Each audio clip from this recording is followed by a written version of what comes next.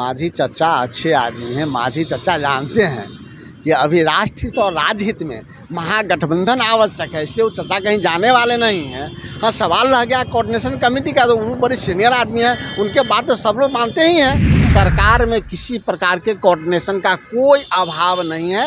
बेहतर तरीके से महागठबंधन की सरकार नीतीश कुमार जी के नेतृत्व में, तेजस्वी यादव जी के नेतृत्व में चल रहा है। बताशा के लिए मंदिर को नहीं तोड़ा जाता है, ठीक है, प्रसाद के लिए मंदिर को नहीं तोड़ा जाता है। आवश्यकता है जनहित में, राष्ट्रहित में महागठबंधन को बनाए रखना, और महागठबंधन को बनाए रखने के लिए हर व्यक्ति, हर दल को थोड़ा त्याग करके आगे बढ़ने की ज़रूरत है। नमस्कार, न्यूज़ फॉर नेशन देख रहे हैं और मैं हूं आपके साथ रंजन सिंह। जीतन राम मांझी ने जो बैठक राजगीर में की थी और उसमें उन्होंने कहा कि अगर सरकार हमारी बातों को नहीं मानेगी तो हम इधर उधर कर भी सकते हैं। अब कोऑर्डिनेशन कमेटी की गठन की मांग मांझी हमेशा से एक ही सुर एक ही राग अलापते रहे हैं, और अब गठबंधन में महागठबंधन ने ये मान लिया है कि कोऑर्डिनेशन कमेटी की गठन की जाएगी।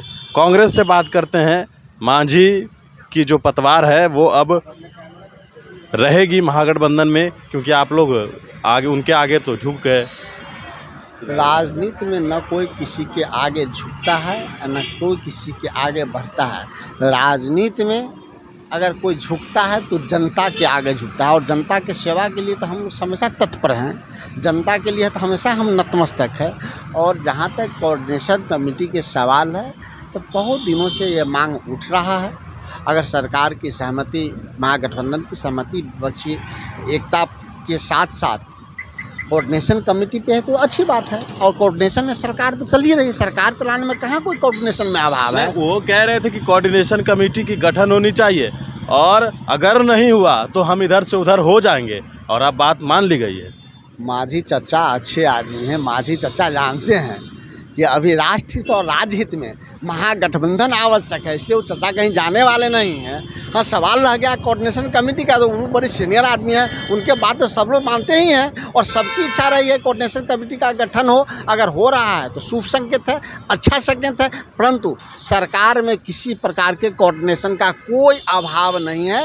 बेहतर तरीके से महागठबंधन की सरकार नीतीश कुमार जी के नेतृत्व में, तेजस्वी यादव जी के नेतृत्व में चल रहा है। सवाल ये भी है कि अब तो ये बात मान ली है कि कोऑर्डिनेशन, और जो सीट मांग रहे हैं उस पर भी हमें भरनी पड़ेगी, तब ना, नहीं तो पार हो जाएंगे। जितने बड़े नेता हैं उन सब के लिए राष्ट्र और जनता महत्वपूर्ण है, सीट कोई महत्वपूर्ण नहीं है। जब सीटों की बात आएगी, अभी दिल्ली दूर है, चुनाव समय पे आएगा, तब हमारे तमाम शीर्ष नेतृत्व बैठ के सीटों पे चर्चा करेंगे। कौन सा सीट, कौन से दल के कौन से व्यक्ति जीतेंगे, इस पे चर्चा होगी। इसमें कहीं किसी प्रकार का राग दोष नहीं होगा। 400 सीट महागठबंधन के तमाम नेता लड़के मिलेंगे, लड़के जीतेंगे। सवाल तो है ना कि जो उन्होंने कहा कोऑर्डिनेशन कमेटी शुरू से राग आलाप रहे थे, पूरा हो गया। अब सीट भी कह रहे हैं कि 809 लेंगे, तो लेंगे नहीं तो फिर। माझी चचा जानते हैं कि बताशा के लिए मंदिर को नहीं तोड़ा जाता है, ठीक है, प्रसाद के लिए मंदिर को नहीं तोड़ा जाता है। आवश्यकता है जनहित में, राष्ट्रहित में महागठबंधन को बनाए रखना, और महागठबंधन को बनाए रखने के लिए हर व्यक्ति, हर दल को थोड़ा त्याग करके आगे बढ़ने की ज़रूरत है। यानी त्याग मांझी जी को करना पड़ेगा। हम सबको त्याग करके, जनता के लिए त्याग करके आगे बढ़कर जनता की सेवा में लगेंगे, और महागठबंधन के 400 सीट के प्रत्याशी को विजय बनाने का काम करेंगे। चलिए, तो बिल्कुल जीतन राम मांझी ने जो मांग रखी वो मांग पूरा हुआ। कोऑर्डिनेशन कमेटी की बात कर रहे थे, वो पूरी हुई। अब सीटों को लेकर भी कांग्रेस थी हमारे साथ, कांग्रेस के प्रवक्ता से हम बात कर रहे थे।